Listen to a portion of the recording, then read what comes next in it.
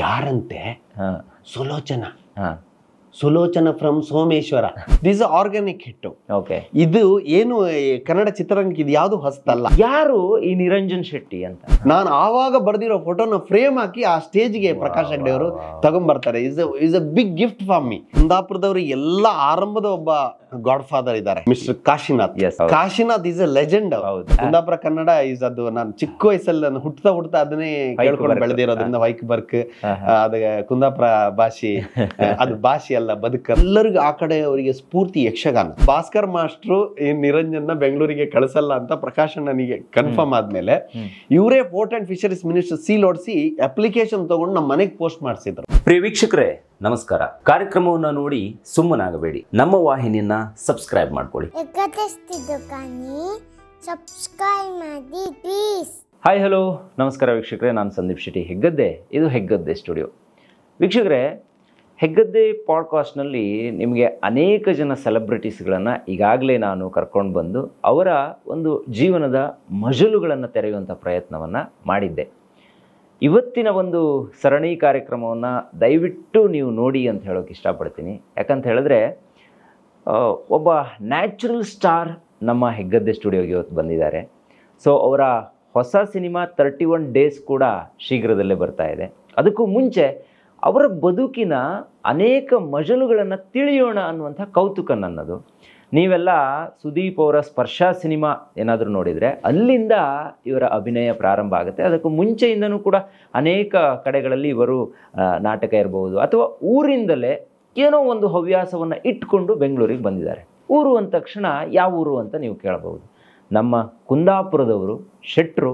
So ಶೆಟ್ರು ಅಂದ ತಕ್ಷಣ ಎಕ್ಸ್ಟ್ರಾಡಿನರಿ ಇರ್ಬೋದು ಇವತ್ತಿನ ಎಪಿಸೋಡ್ ಅಂತ ಸುಮಾರು ಜನ ಯೋಚನೆ ಮಾಡ್ತಿರ್ತೀರ. ಎಸ್, 100% ನಿಮ್ಮನ್ನೆಲ್ಲ ಜಾಲಿ ಡೇಸ್ ಇರ್ಬೋದು ಅಥವಾ ಇವರ ಅನೇಕ ಸಿನಿಮಾ ನೀವು ಕೇಸ್ ನಂಬರ್ 18/9 ಅಂತ ತಗೊಂಡ್ರೆ ಅದರಲ್ಲೂ ಕೂಡ ಒಂದು ಇತಿಹಾಸ ಇರುವಂತಹ ಒಂದು ಪಾತ್ರವನ್ನು ಮಾಡಿರುವಂತಹ ನಮ್ಮ ನಿರಂಜನ್ ಶೆಟ್ಟಿಯವರು ನಮ್ಮ ಇವತ್ತಿನ ಕಾರ್ಯಕ್ರಮಕ್ಕೆ ಬಂದಿದ್ದಾರೆ. ಸೊ ನಿಮ್ಮೆಲ್ಲರ ಪರವಾಗಿ ಅವರನ್ನ ಇವತ್ತಿನ ಕಾರ್ಯಕ್ರಮಕ್ಕೆ ಆತ್ಮೀಯವಾದ ಸ್ವಾಗತವನ್ನು ಕೋರ್ತಾ ಇದ್ದೇನೆ ಸರ್. ಕಾರ್ಯಕ್ರಮಕ್ಕೆ ನಮಸ್ಕಾರ. ನಿಜವಾಗ್ಲೂ ಖುಷಿ ಆಯಿತು. ನಾವೆಲ್ಲ ಒಂದೇ ಊರಿನವರು ಕೂಡ. ಸೊ ನಿಮ್ಮನೆ ನಮ್ಮ ಮನೆಯಿಂದ ಒಂದು 10 ಕಿಲೋಮೀಟರ್ ಆಚೆ ಈಚೆ ಆಸುಪಾಸಲ್ಲಿ ಇದ್ದವರು. ಆದರೆ ನೋಡಿ, ನಮ್ಮನ್ನ ಅದು ಸೇರಿಸ್ಬೇಕು ಅಂತ ಹೇಳಿದ್ರೆ ಯಾವುದೋ ಒಂದು ಕಾರಣ ಇರಬೇಕು. ಯಾರು ಕೂಡ ಸುಮ್ಮನೆ ಸೇರೋದಕ್ಕೆ ಚಾನ್ಸ್ ಇಲ್ಲ. ನಾವು 16 ವರ್ಷಗಳ ಹಿಂದೆ ಎಲ್ಲೋ ಒಂದು ಕಡೆ ಭೇಟಿಯಾಗಿದ್ವಿ.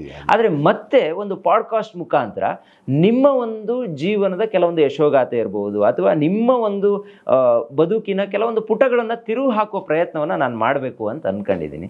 ಸೊ ನಿರಂಜನ್ ಶೆಟ್ಟಿ ಅವರು ಅಂತ ಹೇಳಿದ್ರೆ ನನಗೆ ಸದ್ಯಕ್ಕೆ ಒಂದು ಗ್ರಾಪಲ್ಲಿ ನಾನು ಹೇಳಬೇಕು ಅಂತ ಇದ್ದರೆ, ಮೊದಲನೇದಾಗಿ ಜಾಲಿ ಡೇಸು, ಎರಡನೇದಾಗಿ ಕೇಸ್ ನಂಬರ್ 18/9 ನೀವೇನು ತೆಗೆದಿದ್ದೀರಾ ಆ ಸಿನಿಮಾ ಅದು ಇವತ್ತಲ್ಲ ಮುಂದೆಯೂ ಕೂಡ ಮಾತಾಡುತ್ತೆ ಅಂತ ಅನ್ಕೊಂತೀನಿ. ಸೊ ಆವಾಗ ಸ್ವಲ್ಪ ತೆಳ್ಳಗೆ ಇದ್ದರು, ಈಗ ಸ್ವಲ್ಪ ದಪ್ಪ ಆಗಿದ್ದಾರೆ. ಈಗ ದೊಡ್ಡದಾಗಿ ಬೆಳೆಯುವಂಥ ಪ್ರಯತ್ನ ಕೂಡ ನಡೀತಾ ಇದೆ. ಆಮೇಲೆ ನೀವೆಲ್ಲೂ ಕೂಡ ಕೆಲಸ ಇಲ್ಲದೆ ಸುಮ್ಮನೆ ಕೂತ್ಕೊಂಡಿಲ್ಲ. ಅಂದರೆ ಸಿನಿಮಾ ಇಲ್ಲ ಅಂದರೂ ಕೂಡ ಬೇರೆ ಏನೋ ಬದುಕಿಗೆ ಒಂದಿಷ್ಟು ಅಡ್ವರ್ಟೈಸ್ಮೆಂಟ್ ವಿಭಾಗದಲ್ಲೂ ಕೂಡ ಕೆಲಸವನ್ನು ಮಾಡ್ಕೊಂಡು ಹೋಗಿದ್ದೀರಾ ಅನ್ನೋದು ಗೊತ್ತು. ಆದರೆ ನಾನು ಪ್ರಾರಂಭದಲ್ಲೇ ಕೇಳೋದು, ಯಾರು ಈ ನಿರಂಜನ್ ಶೆಟ್ಟಿ? ಎಲ್ಲರಿಗೂ ನಮಸ್ಕಾರ. ಎಸ್, ಇಂಥ ಒಂದು ಸಂದರ್ಭ ಕ್ರಿಯೇಟ್ ಆಗಿದ್ದೇ ದೈವ ಕೃಪೆ. ಆಕ್ಚುಲಿ ಈಗ ನೀವು ಹೇಳಿದಾಗೆ ನಾವಿಬ್ರು ಪಕ್ಕದ ಊರವರಾದ್ರೂ ಕೂಡ ನಾವು ಸಂಧಿಸುವ ಈ ತರ ಒಂದು ಮಾತಾಡೋ ಒಂದು ಅವಕಾಶ ದೇವ್ರು ಇವತ್ತು ಕಲ್ಪಿಸ್ಕೊಟ್ಟಿದ್ದಾರೆ. ಮೊದಲು ದೇವರಿಗೆ ಒಂದನ್ನು ಹೇಳ್ತಾ, ನಾನು ಆರಂಭದಲ್ಲಿ ಆವಾಗಲ್ಲಿ ನಮ್ಮ ಕುಂದಾಪುರದ ನೆರ್ಲಕಟ್ಟೆ ಮಾವಿನಕಟ್ಟೆ ಗುಳ್ಳುವಾಡಿಯಲ್ಲಿ ನಾನು ಹುಟ್ಟಿದ್ದು. ಆಕ್ಚುಲಿ ನಾವು ಅವಾಗೆಲ್ಲ ಅಂದ್ರೆ ಮನೆಯಲ್ಲೇ ಹುಟ್ಟುದು ನಾನು. ಆಕ್ಚುಲಿ ಹಾಸ್ಪಿಟಲ್ ಅಲ್ಲೂ ಅಲ್ಲ. ಸೊ ಅಂದ್ರೆ ಮನೆಯವ್ರಿಗೆ ಅಷ್ಟು ಪ್ರಾಬ್ಲಮ್ ಕೊಡ್ಲಿಲ್ಲ ನಾನು. ಸೊ ಅಲ್ಲಿಂದ ಗುಳ್ಳುವಾಡಿಯಲ್ಲಿ 4ನೇ ಕ್ಲಾಸ್ ವರೆಗೆ ಓದ್ತೀನಿ. ಆಮೇಲೆ ನಮ್ಮ ಅಜ್ಜ ತೀರ್ ಹೋದ್ಮೇಲೆ ನರಸಿಂಹ ಹೆಗಡೆ ಅಂತ ಅವರು ತೀರ್ ಹೋದ್ಮೇಲೆ ನನ್ನ ತಂದೆಯವರು ಚೇರ್ಕಾಡಿ, ನನ್ನ ತಂದೆಯವರು ಮಾಸ್ಟ್ರು ಭಾಸ್ಕರ್ ಶೆಟ್ಟಿ ಮಾಸ್ಟರ್ ಮಗ. ಸೊ ಹಾಗೆ ನಾವು ಚೇರ್ಕಾಡಿ ಪೇತ್ರಿಗೆ ಬರ್ತೀವಿ. ಅಲ್ಲಿಂದ ನನ್ನ ಮುಂದಿನ ಪ್ರಾಥಮಿಕ ವಿದ್ಯಾಭ್ಯಾಸ ಆಗಿದೆ. ಏನೋ ಕೇಳಿದ್ದೆ ನಾನು, ತಂದೆಯವ್ರಿಗೆ ನೀವು ಬೆಂಗಳೂರಿಗೆ ಬರೋದೇ ಇಷ್ಟ ಇಲ್ಲ ಅಂತ ಏನೋ ಹೇಳಿ. ಹೌದು. ಆಕ್ಚುಲಿ ಆ ಪಾಯಿಂಟ್ ಏನಂತಂದ್ರೆ ಇದು ಬಹಳ ಇಂಟ್ರೆಸ್ಟಿಂಗ್ ಪಾಯಿಂಟ್. ಸೊ ನಾನು 4ನೇ ಕ್ಲಾಸ್ ವರೆಗೆ ಇಲ್ಲಿ ಓದ್ತೀನಿ. ಅಜ್ಜಿ ಸಾಕಿದ ಮೊಮ್ಮಗ ಆಗಿದ್ದೆ ನಾನು, ಅಜ್ಜರ ಮುದ್ದಿನ ಮೊಮ್ಮಗ. ಸೊ ನನ್ಗೆ ಆರಂಭದಲ್ಲಿ ನನ್ಗೆ ಅಂತ ಎಜುಕೇಶನ್ ಇದಿಲ್ಲ ಆರಂಭ ಆರಂಭದಲ್ಲಿ. ಇಲ್ಲಿ ಬಂದ್ಮೇಲೆ ನನ್ನ ತಂದೆ 5ನೇ ಕ್ಲಾಸಿಂದ ನನಗೆ ಎಜುಕೇಶನ್ ತುಂಬಾ ಫೋರ್ಸ್ ಮಾಡಕ್ ಶುರು ಮಾಡಿದ್ರು. ಸೊ ಅದು ನನ್ಗೆ ತುಂಬಾ ಹೆವಿ ಆಗ್ತಾ ಹೋಯ್ತು. ಸೊ ಆದ್ರೂ ನಾನು 7th ಆಯ್ತು, SLC ಆಯ್ತು, ಆದ್ರೂ ನಾನು ಮಿಡ್ ರೇಂಜಿನ ಸ್ಟೂಡೆಂಟ್, ನಾನು ತುಂಬಾ ಬ್ರಿಲಿಯಂಟ್ ಏನಲ್ಲ. ನನ್ನ ತಮ್ಮ ರಂಜಿತ್ ಅಂತ, ಅವನು ತುಂಬಾ ಬ್ರಿಲಿಯಂಟ್, ಅವನು ಇಂಜಿನಿಯರ್. ಸೊ ಅವನು 85-90 ತೆಗಿಯೋನು. ನನ್ನ ತಂಗಿ ಶೈನಾ ಅಂತ, ಅವಳು MGML ಅವಳು MSc ಮಾಡಿದ್ಲು. ಸೊ ಅವಳು 90+ 100 ಹಿಂಗ್ ಹೋಗೋಳು. ನಮ್ಮನೇಲಿ ಏನಂದ್ರೆ ಇಲ್ಲಿ 60-70% ಮಾರ್ಕ್ ತೆಗೆದ್ರೆ ಅವ್ರಿಗೊಂದು ಮರ್ಯಾದೆನೇ ಇಲ್ಲ.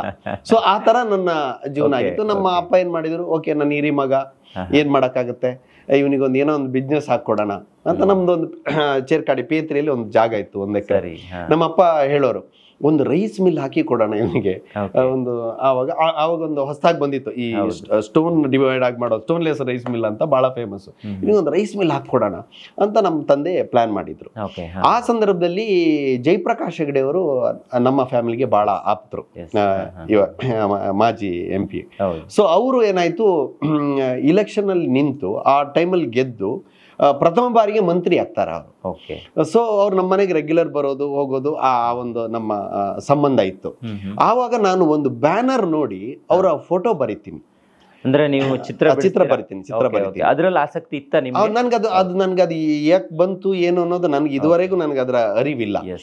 ಸೊ ನಾನು ನೋಡಿದ ತಕ್ಷಣ ಫೋಟೋ ಬರೆಯೋ ಒಂದು ಹವ್ಯಾಸ ಇತ್ತು. ಅವ್ರದ್ದು ನೀಟಾಗಿ ಆ ಫೋಟೋ ಬರೆದು ನಾನು ಅವ್ರ ಮಿನಿಸ್ಟರ್ ಆಗಿ ನಮ್ಮ ಊರಿಗೆ ಬಂದಾಗ ಆ ಸೆಲೆಬ್ರೇಷನ್ ಅಲ್ಲಿ ಅವರಿಗೆ ಕೊಡ್ತೀನಿ. ಆ ವಿಶೇಷ ಏನಂದ್ರೆ ಆ ಫೋಟೋನ ಇವತ್ತು ಅವ್ರು ಇಂದಿರಾನಗರದಲ್ಲಿ ಅವ್ರ ಮನೆಯಲ್ಲಿ ಅದನ್ನ ಫ್ರೇಮ್ ಹಾಕಿ ಇಟ್ಟಿದ್ದಾರೆ, ಪ್ರಕಾಶಣ್ಣ. ಸೊ ಇನ್ನೊಂದು ವಿಶೇಷ ಏನಂದ್ರೆ ಮೊನ್ನೆ ಈ ನನ್ನ 31 days ಆಡಿಯೋ ರಿಲೀಸ್ ಆಯ್ತು. ಆವಾಗ ನನ್ನ ಜೀವನದ ಎಲ್ಲ ಪ್ರಥಮಗಳು ಯಾರು ಅವ್ರನ್ನ ಕರಿಬೇಕಂತ ಒಂದು ಆಸೆ ಇತ್ತು ನನಗೆ. ನನ್ಗೆ ಪ್ರಥಮವಾಗಿ ಪರಿಚಯ ಆಗಿದ್ದು ವಿಶ್ವ ಬಂಟರ ಸಮ್ಮೇಳನ ನಡೆಯುತ್ತೆ ನಮ್ಮ ಇಲ್ಲಿ ಇದರಲ್ಲಿ ಹೆಬ್ಬಾಳದಲ್ಲಿ. ಆವಾಗ ಐಶ್ವರ್ಯ ರೈ ಅವರೆಲ್ಲ ಬಂದ್ರು. ಆವಾಗ ನಮ್ಮ ಗುರುಕಿರಣ್ ಅವರು ಒಂದು ಡಾನ್ಸ್ ಮಾಡ್ತಾರೆ. ಶ್ವೇತಾ ಶೆಟ್ಟಿ, ಗುರುಕಿರಣ್, ಸಂದೀಪ್ ಚೋಟ ಇವರೆಲ್ಲ ದೊಡ್ಡ ಸೆಲೆಬ್ರಿಟಿಗಳು ಅವರು. ಅವ್ರು ಡಾನ್ಸ್ ಮಾಡಿದಾಗ ನಾನು ಗುರುವಣ್ಣನ ಹತ್ರ ಹೋಗಿ, ಅಣ್ಣ ಡಾನ್ಸ್ ಎಡ್ಡೆ ಇತ್ತಣ್ಣ ಅಂತ ನಮ್ಮ ತುಳುವಲ್ಲಿ ಮಾತಾಡಿದೆ. ಅಲ್ಲಿಂದ ಗುರುವಣ್ಣನ ಪರಿಚಯ ಆಗತ್ತೆ ನನಗೆ. ಸೊ ಆರಂಭದಲ್ಲಿ ನನಗೆ ಇಂಡಸ್ಟ್ರಿಗೆ ಗುರುವಣ್ಣ ಪರಿಚಯ ಆಗ್ತಾರೆ. ಗುರುವಣ್ಣನಿಂದ ಆ ನಂತರ ಮನೋಹರ್ ಅಣ್ಣ ಪರಿಚಯ ಆಗ್ತಾರೆ. ವಿ ಮನೋಹರ್ ಸರ್ ನನ್ನ ಗುರುಗಳು. ಆಮೇಲೆ ನಮ್ಮ ಜಯಪ್ರಕಾಶ್ ಹೆಗಡೆ ಅವರು. ಇವರು 3 ಜನ ನನ್ನ ಆರಂಭದ ವ್ಯಕ್ತಿಗಳು. ಸೊ ಇವ್ರನ್ನ ಆಡಿಯೋ ರಿಲೀಸ್ಗೆ 3 ಜನರನ್ನ ಕರಿಬೇಕನ್ನೋ ಐಡಿಯಾದಲ್ಲಿ ಆಮೇಲೆ ಚಿತ್ರಕಲಾ ಪರಿಷತ್, ನಾನು ಅಲ್ಲಿ BFA ಮಾಡಿ MFA ಮಾಡಿ ನಂದೇ ಓನ್ ಅಡ್ವರ್ಟೈಸಿಂಗ್ ಏಜೆನ್ಸಿ ಎಲ್ಲ ಇಟ್ಕೊಂಡಿದ್ದೆ. ಸೊ ಹಾಗೆ ಚಿತ್ರಕಲಾ ಪರಿಷತ್ತಲ್ಲೇ ನನ್ನ ಪ್ರಥಮ ಪ್ರೊಡಕ್ಷನ್ ಸಿನಿಮಾದ ಆಡಿಯೋ ಲಾಂಚ್ ಕೂಡ ಮಾಡೋಣ ಅಂತ ಐಡಿಯಾ ಮಾಡಿ ಅಲ್ಲೇ ಮಾಡ್ತೀನಿ. ನನಗೆ ಸರ್ಪ್ರೈಸ್ ಏನಂದ್ರೆ, ನಾನು ಪ್ರಕಾಶ್ ಹೆಗಡೆ ಅವ್ರಿಗೆ ಪರ್ಸನಲ್ ಆಗಿ ಮೀಟ್ ಆಗಕ್ಕಾಗಿಲ್ಲ. ನಾನು ಈ ಕೆಲಸದ ಒತ್ತಡದಲ್ಲಿ, ಅಣ್ಣ ನನ್ನ ಕಾರ್ಯಕ್ರಮಕ್ಕೆ ಬರ್ಬೇಕಣ್ಣ ಚಿತ್ರಕಲಾ ಪರಿಷತ್ತಲ್ಲಿ ನನ್ನ ಆಡಿಯೋ, ಸರಿ ಕಣೋ ಎಷ್ಟೊತ್ತಿಗೆ ಬರ್ಬೇಕು ಅಂತ ಟೈಮ್ ಕೇಳಿದ್ರು. ಬರ್ಬೇಕಾದ್ರೆ ಒಂದು ಬ್ಯಾಗ್ ಹಿಡ್ಕೊಂಡು ಬಂದ್ರು. ನಾನು ಅದನ್ನ ಗಮನಿಸ್ಲಿಲ್ಲ. ಅಂದ್ರೆ ಏನೋ ನನಗೆ ಮೋಸ್ಟ್ಲಿ ಏನೋ ಒಂದು ಗಿಫ್ಟ್ ಕೊಡ್ತಾರೆ ಅನ್ನೋ ಐಡಿಯಾ ಇಟ್ಕೊಂಡು ನಾನು ಅನ್ಕೊಂಡೆ, ನನ್ನ ಅವರೇ ಕರ್ಕೊಂಡ್ ಬಂದಿದ್ದಲ್ವ ನಾನು ಬೆಂಗಳೂರಿಗೆ ಅಂತ. ನೋಡಿದ್ರೆ ಆಡಿಯೋ ಲಾಂಚ್ ಆಯ್ತು. ದಿನೇಶ್ ಗುಂಡೂರಾವ್ ಸರ್ ಬಂದಿದ್ರು. ದಿನೇಶ್ ಗುಂಡೂರಾವ್ ಸರ್, ಜಯಪ್ರಕಾಶ್ ಹೆಗಡೆ ಅವರು, ಆಮೇಲೆ ಗುರುಕಿರಣ್ ಅವರು ಎಲ್ಲ ಆಡಿಯೋ ಲಾಂಚ್ ಆಯ್ತು. ಆಡಿಯೋ ಲಾಂಚ್ ಆದ ತಕ್ಷಣ ಇವ್ರು ಒಂದು ಬ್ಯಾಗ್ ತಗೊಂಡ್ಬಂದು ನಾನು ಫೋಟೋ ತೋರಿಸಿದ್ರು. ನಾನು ಆವಾಗ ಬರ್ದಿರೋ ಫೋಟೋನ ಫ್ರೇಮ್ ಹಾಕಿ ಆ ಸ್ಟೇಜ್ಗೆ ಪ್ರಕಾಶ್ ಹೆಗಡೆ ಅವರು ತಗೊಂಡ್ಬರ್ತಾರೆ. Is a big gift for me. So ಅಂದ್ರೆ ಅದನ್ನ ಮತ್ತೆ ನನ್ ಕೊಡ್ಲಿಲ್ಲ, ವಾಪಸ್ ತಗೊಂಡು ಹೋದ್ರು. ಸೊ ಅದನ್ನ ತೋರಿಸ್ಬಿಟ್ಟು ತಗೊಂಡು ಹೋದ್ರು. ಅಂದ್ರೆ ಆ ಸ್ಟೇಜ್ ಅಲ್ಲಿ ಅದನ್ನ ಅವ್ರು ಹೇಳಿದ್ರು, ಈ ಹುಡುಗ ನನ್ಗೆ ಅವತ್ತು ಫೋಟೋ ಬರೆದು ಕೊಟ್ಟ, ಆ ಫೋಟೋ ಬರೆದು ಕೊಟ್ಟಿರೋದ್ರಿಂದ ನಾನ್ ಫೋರ್ಸ್ ಮಾಡಿ ಅವನನ್ನ ಬೆಂಗಳೂರಿಗೆ ಕರ್ಕೊಂಡ್ ಬಂದೆ. ಅದೊಂದು ಇನ್ಸಿಡೆಂಟ್ ಹೇಳ್ತೀನಿ. ಮಿನಿಸ್ಟರ್ ಅಂದ್ರೆ ನನಗೂ ಇವಾಗ ಸಾಕಷ್ಟು ಜನ ಮಂತ್ರಿಗಳೆಲ್ಲ ಸ್ನೇಹಿತರಿದ್ದಾರೆ, ಬಟ್ ಆವಾಗ ಮಿನಿಸ್ಟರ್ ಅಂದ್ರೆ ಇನ್ನೂ ಇದಾಗಿತ್ತು. ಅವರ ಸಮಯದಲ್ಲಿ ಆ ಬಿಸಿ ಶೆಡ್ಯೂಲ್ ಅಲ್ಲಿ ಎಲ್ಲಿ ನನ್ನ ತಂದೆ ಜೊತೆ ನಾನು ಕಾಣಿಸಿದ್ರೆ, ನಿಮ್ಮ ಮಗನ್ ನಾನು ಬೆಂಗಳೂರಿಗೆ ಕರ್ಕೊಂಡು ಹೋಗ್ತೀನಿ, ನಿಮ್ಮ ಮಗನ್ ನಾನು ಚಿತ್ರಕಲಾ ಪರಿಷತ್. ನಮ್ಮ ಪಪ್ಪನಿಗೆ ಏನಾಯ್ತು, ಅದು ಸ್ವಲ್ಪ ಅಯ್ಯೋ ಈ ಬೆಂಗಳೂರಿಗೆಲ್ಲ ಹೋದ್ರೆ ಇನ್ನೇನು ಇದಾಗ್ಬಿಡುತ್ತೆ ಅಂತ ಅದನ್ನ ಅವಾಯ್ಡ್ ಮಾಡಿದ್ರು. ಗೊತ್ತಾಗ್ಬಿಡ್ತು ಭಾಸ್ಕರ್ ಮಾಸ್ಟ್ರು ಈ ನಿರಂಜನ್ನ ಬೆಂಗಳೂರಿಗೆ ಕಳಿಸಲ್ಲ ಅಂತ ಪ್ರಕಾಶ್ ಅಣ್ಣನಿಗೆ ಕನ್ಫರ್ಮ್ ಆದ್ಮೇಲೆ ಇವರೇ port and fisheries minister seal ಓಡಿಸಿ ಅಪ್ಲಿಕೇಶನ್ ತಗೊಂಡು ನಮ್ಮ ಮನೆಗೆ ಪೋಸ್ಟ್ ಮಾಡಿಸಿದ್ರು. ಸೊ ಆವಾಗ ನಮ್ಮ ತಂದೆಯವರಿಗೆ ಅನಿವಾರ್ಯ ಆಯ್ತು, ಬೆಂಗಳೂರಿಗೆ ಕರ್ಕೊಂಡೇ ಬೇಕಾಯ್ತು. ಹಾಗೆ ಕರ್ಕೊಂಡ್ಬಂದು ನಾನು ಚಿತ್ರಕಲಾ ಪರಿಷತ್ತಿಗೆ ಸೇರುವಂತ ಒಂದು ಸನ್ನಿವೇಶ ಕ್ರಿಯೇಟ್ ಆಯ್ತು. ಈಗಲೂ ಚಿತ್ರಗಳನ್ನು ಬಿಡಿಸ್ತೀರಾ ನೀವು? ಹೇಗೆ? ಬಿಡಿಸ್ತೀನಿ ಅಂದ್ರೆ ಈಗ ನಾನು ಸಾಕಷ್ಟು ಮಾಡಿದ ಬಗ್ಗೆ ಏನಾದ್ರು ಓದಿದ್ರ? ಆಮೇಲೆ ಬ್ಯಾಚುಲರ್ ಆಫ್ ಫೈನ್ ಆರ್ಟ್ಸ್ ಅಂದ್ರೆ BFA ಅಂದ್ರೆ ಬ್ಯಾಚುಲರ್ ಆಫ್ ಫೈನ್ ಆರ್ಟ್ಸ್, ಅದು 5 ವರ್ಷ ಕೋರ್ಸ್. ಅದು 2 ಇಯರ್ಸ್ ಎಲ್ಲಾ ಮಾಡ್ತೀವಿ ನಾವು. ಅಂದ್ರೆ ಎಲ್ಲಾ department, sculpture, art history, graphics, ಈ ತರ 5 ಡಿಪಾರ್ಟ್ಮೆಂಟ್ಗಳು ಎಲ್ಲವೂ ಕಲಿತಿರ್ತೀವಿ. ಆಮೇಲೆ ಯಾವ್ದಾರ ಒಂದ್ರಲ್ಲಿ ಸ್ಪೆಷಲೈಸೇಷನ್ ಮಾಡ್ತೀವಿ. ಸೊ ನಾನು ಪೇಂಟಿಂಗ್ ತಗೊಂಡೆ. ಪೇಂಟಿಂಗ್ ತಗೊಂಡು ಈಗ ಪೇಂಟಿಂಗ್ ಏನಾದ್ರು ಹೇಳಿದ್ರೆ ನೀವು ಈಗ ಬಿಡಿಸಬಹುದು, ಅದ್ರಲ್ಲಿ ಬಿಡಿಸಬಹುದು. ಅಂದ್ರೆ ಇತ್ತಿನ ದಿನ ನನ್ನ ಸಿನಿಮಾದ ಪ್ರೆಷರ್ ಅಲ್ಲಿ ಸ್ವಲ್ಪ ಕಮ್ಮಿ ಆಗಿದೆ, ಬಟ್ ಪೇಂಟಿಂಗ್ ಎಲ್ಲ ಮಾಡ್ತೀನಿ. ಅದು ನನ್ನ ಡ್ರೀಮೇ ಹಾಗೆ. ಎಸ್, ಖಂಡಿತ ಅದ್ರ ಬಗ್ಗೆ ಮಾತಾಡ್ತೀನಿ. ಅದಕ್ಕೂ ಮುಂಚೆ ಈಗ ಒಂದಿಷ್ಟು ಜನ ಯಂಗ್ಸ್ಟರ್ಸ್ಗಳ ಸಿನಿಮಾ ಬರ್ತಿದೆ. ಅಂದರೆ ನಾನು ಯಾಕೆ ಇದನ್ನು ಕೇಳ್ತಾ ಇದ್ದೀನಿ ಅಂದರೆ, ನೀವು ಬಹಳ ಬಾಲ್ಯದಿಂದನೂ, ಅಂದರೆ ಈಗ ನೀವು ಏನು ಬೆಂಗಳೂರಿಗೆ ಬಂದ್ರಿ, ಒಂದು ಎಜುಕೇಷನ್ ಮಾಡ್ಬೇಕಂತ ಬಂದ್ರಿ, ಅವತ್ತಿನಿಂದನೂ ನೀವು ಸಿನಿಮಾದಲ್ಲಿ ಭಾಗಿಯಾಗೋಕೆ ಶುರು ಮಾಡಿದ್ದೀರಾ ಅನ್ನೋದನ್ನು ನಾನು ಕೇಳ್ಪಟ್ಟೆ. ಅಂದರೆ ಅದು ಅಚಾನಕ್ಕಾಗಿ ಬಂದಿರಬಹುದು, ಅಥವಾ ನಿಮ್ಗೆ ಒಂದೊಂದ್ಸಲ ನಾನು ಇದನ್ನೇ ಕಂಟಿನ್ಯೂ ಮಾಡಬೇಕು ಅಂತ ಮಾಡಿರ್ಬೋದು, ಸೆಕೆಂಡ್ರಿ. ಈಗ ಸದ್ಯಕ್ಕೆ ಈಗ ಸೂ ಫ್ರಮ್ ಸೋ ಅಂತ ಒಂದು ಸಿನಿಮಾ ಬಂತು, ಅಥವಾ ಅದ್ರ ಹಿಂದೆ ಕಾಂತಾರ ಬಂತು. ಈ ಒಂದೊಂದು ಯಾವುದೋ ಒಂದು ಸಿನಿಮಾ ಈ ಹೆಸರು ಕೇಳಿದರೆ ಓಡಲ್ವೇನೋ ಅನ್ನುವಂಥ ಲೆವೆಲ್ಗೆ ಇದ್ದಂಥ ಸಿನಿಮಾಗಳೆಲ್ಲ ಒಂದು ಬಗೆಯಲ್ಲಿ ಹಿಟ್ ಆಗ್ತಿದೆ. ಈಗ ಸದ್ಯಕ್ಕೆ ಸೂ ಫ್ರಮ್ ಸೋ ಇರಬಹುದು. ಈ ಹಿಟ್ಟನ್ನು ನೋಡಿದ್ರೆ ನಿಮ್ಗೆ ಏನು ಅನ್ಸುತ್ತೆ ಸರ್? ನಿಮ್ಮ ಹತ್ರ ಕೇಳಬೇಕು ಅಂತ ಅನ್ಸುತ್ತೆ ನನಗೆ. This organic hit. ಓಕೆ, ಇದು ಏನು ಕನ್ನಡ ಚಿತ್ರರಂಗಕ್ಕೆ ಇದು ಯಾವುದು ಹೊಸತಲ್ಲ. ಯಾವ ಸ್ಟಾರ್ ಇದ್ರ ಫೋಟೋ ಕೂಡ ಹಾಕ್ಲಿಲ್ಲ, ಎಲ್ಲೊಂದು ಪೋಸ್ಟರ್ಗಳನ್ನು ನಾವು ಸರಿಯಾಗಿ ನೋಡಿರ್ಲಿಲ್ಲ, ಬರೀ ಒಂದು ಟ್ರೈಲರ್ ಕಟ್ಟು ಇಲ್ಲ ಇದನ್ನು ನೋಡಬೇಕು ಅನ್ನೋ ಲೆವೆಲ್ಗೆ ನಮ್ಮನ್ನು ರೀಚ್ ಮಾಡ್ತು. ಇದಕ್ಕೆ ಏನಂತೀರ? ಅದರಲ್ಲೂ ಇದು ಕರಾವಳಿ ಭಾಗದ ಒಂದಿಷ್ಟು ಜನ, ಅಂದರೆ ಈಗೆಲ್ಲ ಹೇಳ್ತಾರೆ ಶೆಟ್ರು ಗ್ಯಾಂಗ್ ಇದು ಅಂತ ಮಾತಾಡ್ತಾರೆ. ಸೊ ಇದು ಕೂಡ ಅಗೈನ್ ಆ ಭಾಗಕ್ಕೆ ಹೋಗುತ್ತೆ. ಏನಂತೀರ ಇದ್ರ ಬಗ್ಗೆ? ಇದು ನಾನು ಮೊದಲು ಹೇಳಿದಾಗ ಇದೇನು ಹೊಸ್ತಲ್ಲ. ಆಕ್ಚುಲಿ ಕುಂದಾಪುರದವರು ಎಲ್ಲ ಆರಂಭದ ಒಬ್ಬ ಗಾಡ್ ಫಾದರ್ ಇದ್ದಾರೆ, mister Kashinath. Kashinath is A legend, legend director. Correct. ಆ ಕಾಲದಲ್ಲಿ ರಾಜ್ಕುಮಾರ್ ಸರ್, ವಿಷ್ಣು ಸರ್ ಎಂತ ಸುರದ್ರೂಪಿ ನಟರುಗಳು ಇರಬೇಕಾದ್ರೆ ಅವರು ಮಧ್ಯದಲ್ಲಿ ಕಾಶಿನಾಥ್ ಅವರು ಒಂದು ಕಂಟೆಂಟ್ ಇಟ್ಕೊಂಡು ಅವ್ರು 100 ಡೇಸ್ ಸಿನಿಮಾ ಕೊಡೋರು, ಅದ್ಭುತವಾಗಿ ಜನರನ್ನ ಆಕರ್ಷಿಸೋರು. ಅವರು ನಮ್ಮ ಭಾಗದವರು, ಕಾಶಿನಾಥ್ ಅವರು ಕೂಡ ನಮ್ಮ ಭಾಗದವರು ಅಂತ ಹೇಳೋದಕ್ಕೆ ಸಂತೋಷದ ವಿಚಾರ.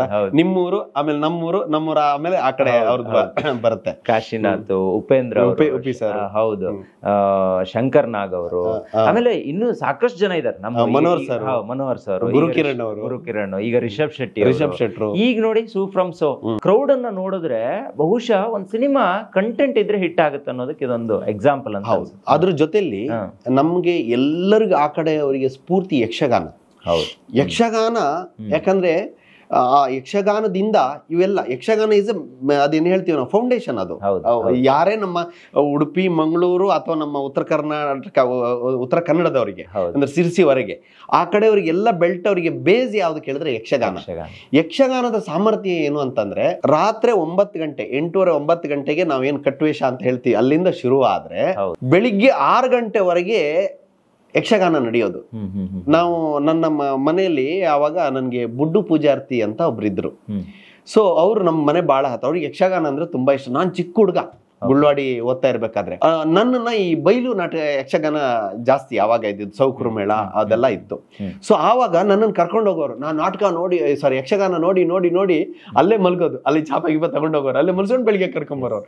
ಅಂದ್ರೆ ಈ ತನದ ಯಕ್ಷಗಾನ ಹುಚ್ಚಿರುವವರು. ಇವನ್ ಸೌತ್ ಕೆನರಾ, ಇವನ್ ಆ ಬೆಲ್ಟ್ ಅಲ್ಲಿರೋರು ಎಲ್ಲರೂ ಯಕ್ಷಗಾನ. ಅದೇನಾಯ್ತು, ರಾತ್ರಿ 9 ಗಂಟೆಯಿಂದ ಬೆಳಿಗ್ಗೆ 6 ಗಂಟೆವರೆಗೆ ಕೂರಿಸುವ ಸಾಮರ್ಥ್ಯ ಆ ಕಡೆಯವರಿಗೆ ಬಂದಾಗ ಸಿನಿಮಾ ಇರೋದು 2 ಅವರ್ ಕೂರ್ಸೋದು ದೊಡ್ಡ ವಿಷಯ ಅಲ್ಲ. ಸೊ ಆ ಒಂದು ಕಂಟೆಂಟ್ ಅನ್ನ ಅವರು ಸಣ್ಣದಾಗಿ ಮಾಡಿದಾಗ ಅದು ಖಂಡಿತವಾಗಿ ಅವ್ರಿಗೆ ಗೊತ್ತು, ಎಲ್ಲಿ ಕಾಮಿಡಿ ಮಾಡ್ಬೇಕು, ಎಲ್ಲಿ ಸೀರಿಯಸ್ ಆಗಿ ಮಾಡ್ಬೇಕು, ಎಲ್ಲಿ ಕಟ್ಟುವೇಷ ಬೇಕು, ಎಲ್ಲಿ ಬಣ್ಣದ ವೇಷ ಬರಬೇಕು. ಇದನ್ನೆಲ್ಲ ಅವರು ಡಿವೈಡ್ ಮಾಡ್ಕೊಂಡು ಆ ಕಾಲದಲ್ಲಿ 8 ಗಂಟೆಯಿಂದ 6 ಗಂಟೆವರೆಗೆ ಸ್ಕ್ರೀನ್ ಪ್ಲೇ ಮಾಡಿದವರಿಗೆ ಈಗ 2.5 ಗಂಟೆ ಸ್ಕ್ರೀನ್ ಪ್ಲೇ ಮಾಡೋದು ಕಷ್ಟ ಅಲ್ಲ. ಹಾಗಾಗಿ ಅಲ್ಲಿ ಅವರು ಜಾಸ್ತಿ ಸಕ್ಸಸ್ ಕೊಡೋಕೆ ಕಾರಣ ಆಗಿರೋದು ಈ ಮೂಲ ಅನ್ನೋದು ನನ್ನ ಅಭಿಪ್ರಾಯ. ನಿಜವಾಗ್ಲೂ ಹೌದು. ಈಗ ನಾವೀಗ ಸೂ ಫ್ರಮ್ ಸೋ ನೋಡಿದಾಗ್ಲೂ ಜನ, ನಾವು ಸುಮಾರು ದಿನದ ಹಿಂದೆ ಮಾತಾಡೋದನ್ನ ನಾನು ನೋಡಿದ್ದೆ. ಇನ್ನೆಲ್ಲ ಯಾರು ಥಿಯೇಟ್ರಿಗೆ ಬರ್ತಾರೆ ಗುರು, ಎಲ್ಲ OTT ಜಮಾನ, ಇದು ಏನೋ ಒಂದು ಆಗತ್ತೆ, ಇನ್ನೆಲ್ಲ ನಾವು ಮನೇಲಿ ಕೂತ್ಕೊಂಡು ನೋಡ್ಬೋದು. ಆದರೆ ಒಂದು 10 ದಿನದ ಹಿಂದೆಯಿಂದ ಜನ ಥಿಯೇಟ್ರಿಗೆ ಹೋಗ್ತಿರೋದನ್ನ ನೋಡಿದ್ರೆ ಬಹುಶಃ ನೋಡಿ, ಸಿನಿಮಾನ ಹಿಂಗೂ ಮಾಡಿದ್ರೆ ಹಿಟ್ ಆಗುತ್ತೆ ಅನ್ನೋದನ್ನ ಮತ್ತೊಮ್ಮೆ ತೋರಿಸಿದ್ರು ಅಂತ ಅನ್ಸುತ್ತೆ. ನಿಮಗೆ ಏನು ಅನ್ಸುತ್ತೆ ಸರ್? ಈಗ ಈ ಸಂದರ್ಶನವನ್ನು ಕೂಡ ಆ ಟೀಮ್ ಅವರು ಕೂಡ ನೋಡ್ಬೋದು.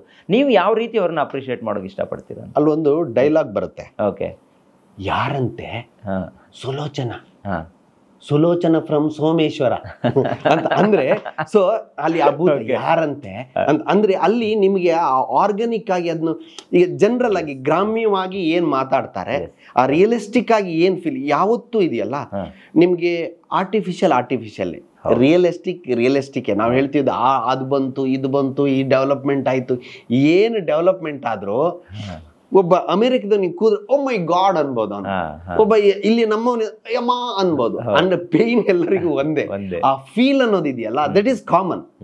ಆ ಫೀಲ್ ಅಲ್ಲಿ ವ್ಯತ್ಯಾಸ ಬರೋಕೆ, ಇಮೋಷನ್ ಅಲ್ಲಿ ವ್ಯತ್ಯಾಸ ಬರೋಕೆ ಸಾಧ್ಯ ಇಲ್ಲ. ಆ ರಿಯಲಿಸ್ಟಿಕ್ ಆದ ಇಮೋಷನ್ ಆ ಅಂಡರ್ ಕರೆಂಟ್ ಅಲ್ಲಿ ನಾವು ಟಚ್ ಮಾಡಿದ್ರೆ ಅದು ಯಾವಾಗ್ಲೂ ಯಾವ ಕಾಲಕ್ಕೂ ಅದು ಟಚ್ ಆಗುತ್ತೆ. ಇದು ರಿಯಲ್ ಹಿಟ್, ಇದು ರಿಯಲ್ ಹಿಟ್. ಈಗ ನೀವು ಬೆಂಗಳೂರಿಗೆ ಬಂದು ಎಷ್ಟು ವರ್ಷ ಆಯ್ತು? ನಾನು 20+ ಕಾಲೇಜಿಗೆ ಬಂದಿರೋದ್ರಿಂದ ನಾನು 20 ವರ್ಷ, ಬಹಳ ಚಿಕ್ಕ ವಯಸ್ಸಿಗೆ 17 ವರ್ಷಕ್ಕೆ ನಾನು ಇಲ್ಲಿ ಬಂದೆ. ಯಾಕಂದ್ರೆ ನಾನು ಮುಗಿದ ತಕ್ಷಣ ಜಯಪ್ರಕಾಶ್ ಹೆಗಡೆ ಕರ್ಕೊಂಡ್ ಬರಕ್ ಹೋಗಿ. ಈಗ ಕುಂದಾಪುರ ಕನ್ನಡ ಬರುತ್ತಾ ಅಥವಾ ಅದನ್ನು ಮರ್ತು ಬಿಟ್ರೆ ಹೇಗೆ ಅಂತ? ಇಲ್ಲ ಕುಂದಾಪುರ ಕನ್ನಡ ಈಸ್ ಅದು ನಾನು ಚಿಕ್ಕ ವಯಸ್ಸಲ್ಲಿ ನಾನು ಹುಟ್ತಾ ಅದನ್ನೇ ಕೇಳ್ಕೊಂಡು ಬೆಳೆದಿರೋದ್ರಿಂದ ವೈಕ್ ಬರ್ಕ್ ಅದ ಕುಂದಾಪುರ ಭಾಷೆ, ಅದು ಭಾಷೆ ಅಲ್ಲ ಬದುಕಂತ ಏನ್ ಹೇಳ್ತಾರೆ. ಸೊ ಸತ್ಯ ಕೂಡ ಅದು. ಹೌದು, ಎಸ್, ಖಂಡಿತ.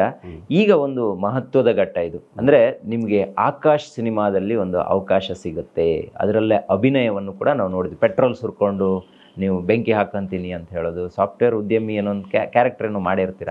ಸೊ ನನಗೆ ಆ ಪಾತ್ರ ತುಂಬ ಹಿಟ್ಟಾಗಿತ್ತು ನಾನು ಚೈಲ್ಡ್ಹುಡ್ಡಲ್ಲಿದ್ದಾಗ. ಯಾಕಂದರೆ ಹೌದು, ಎಲ್ಲ ಎಜುಕೇಷನ್ ಮಾಡಿ ಬೆಂಗಳೂರಿಗೆ ಹೋಗ್ತಾರೆ, ಅಲ್ಲಿ ಕೆಲಸ ಸಿಗೋದಿಲ್ಲ, ಅಥವಾ ಬೆಂಗಳೂರಲ್ಲಿ ನಾವು ಎಷ್ಟೇ ದುಡಿದ್ರೂ ಕೂಡ ನಮ್ಗೇನೋ ಒಂದು ಕಮಿಟ್ಮೆಂಟ್ ಇರುತ್ತೆ, ನಾವು ಲೈಫನ್ನು ಲೀಡ್ ಮಾಡ್ಕೊಳ್ಳೋಕ್ಕಾಗಲ್ಲ. ಈ ಥರದ ಸಮಸ್ಯೆಗಳಲ್ಲೂ ಕೂಡ ಸುಮಾರು ಜನ ಬಳಲ್ಬಹುದು. ಅವ್ರ ಮನಸ್ಥಿತಿಗಳು ಹೀಗೆ ಸಾಯುವಂಥ ನಿರ್ಧಾರಗಳಿಗೆ ಹೋಗಬಹುದೇನೋ ಅಂತ ಅನ್ನಿಸ್ತಿತ್ತು. ಸೊ ಆ ಒಂದು ಆಕಾಶ್ ಸಿನಿಮಾ ಬಗ್ಗೆ ನಾನು ಹಿಂದೆ ನಿರ್ದೇಶಕರನ್ನು ಕೂಡ ಮಾತಾಡಿಸಿದ್ದೆ. ಸೊ ಅಲ್ಲಿ ನಮಗೆ ಪುನೀತ್ ಸರ್ ಬಗ್ಗೆ ಕೇಳಬೇಕು ಅಂತ ಅನಿಸುತ್ತೆ. ಅಂದರೆ ಈಗ ಆ ಸಿನಿಮಾದಲ್ಲಿ ನಿಮ್ಗೆ ಹೆಂಗೆ ಒಂದು ಅವಕಾಶ ಸಿಕ್ತು, ಮತ್ತು ಅದು ಮೇಜರು ಪುನೀತ್ ಸರ್ ಜೊತೆ 3 ಸಿನಿಮಾ ನೀವು ಮಾಡ್ತೀರಾ. ಆಕಾಶ್ ಮಾಡ್ತೀರಾ, ನಮ್ಮ ಬಸವ ಮಾಡ್ತೀರಾ, ಮಿಲನ ಮಾಡ್ತೀರಾ. ಸೊ ಈ 3 ಸಿನಿಮಾಗಳನ್ನು ನನಗೆ ಬಹುಶಃ ನಿಮ್ಮ ಒಂದು ಇತಿಹಾಸದ ಪುಟದಲ್ಲಿ ಅದು ಒಂದು ಒಳ್ಳೆ ಮೈಲಿಗಲ್ಲು ಅಂತ ನಾನು ಅಂದ್ಕೊತೀನಿ. ಸೊ ಆಕಾಶಿಂದ ಶುರು ಮಾಡೋಣ. ಸೊ ಹೆಂಗೆ ಅವಕಾಶ ಸಿಕ್ತು, ಮತ್ತು ಪುನೀತ್ ಸರ್ ಒಡನಾಟ ಹೆಂಗೆ ಪ್ರಾರಂಭ ಆಯಿತು, ಮತ್ತು ಯಾವ ರೀತಿ ಇರ್ತಾ ಇದ್ರು ನಿಮ್ಮ ಜೊತೆಗೆ ಅಂತ? ಅದು ನನ್ನ ಭಾಗ್ಯ ಆ್ಯಕ್ಚುಲಿ. ಓಕೆ. ಸೊ ಅಂಥ ಒಬ್ಬ ವ್ಯಕ್ತಿ ಜೊತೆ ಆ್ಯಕ್ಟ್ ಮಾಡೋಕ್ಕೆ ಸಿಕ್ಕಿರೋದು ನನ್ನ ಭಾಗ್ಯ.